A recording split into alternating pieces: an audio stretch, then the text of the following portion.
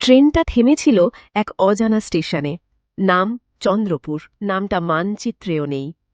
রাত ২টো, যাত্রী মাত্র একজন, রাহুল। সে ভেবেছিল হয়তো ভুলে গেছে, কিন্তু আশেপাশে কোনো আলো নেই, কন্ডাক্টর নেই, শুধু ঝিরঝিরে বাতাস আর দূরে একটা লণ্ঠন হাতে এক বৃদ্ধ।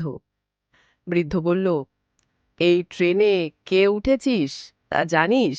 রাহুল হেসে বলল, ভ্রমণ করছি শুধু। বৃদ্ধ চুপচাপ চলে গেল। হঠাৎ রাহুল বুঝতে পারল ট্রেনের জানালায় তার প্রতিবিম্ব নেই। বুকের ভিতরটা ছ্যাঁত করে উঠল।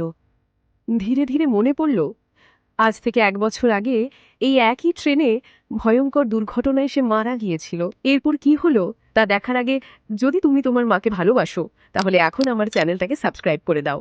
না হলে কিন্তু ভূত চলে আসবে। হি হি হি। রাত ২টার ট্রেনে সে এখনো উঠে পড়ে। প্রতিবারই ভুলে যায় সে এখন আর বেঁচে নেই। আর এটাই হলো চন্দ্রপুর, মৃত যাত্রীদের স্টেশন।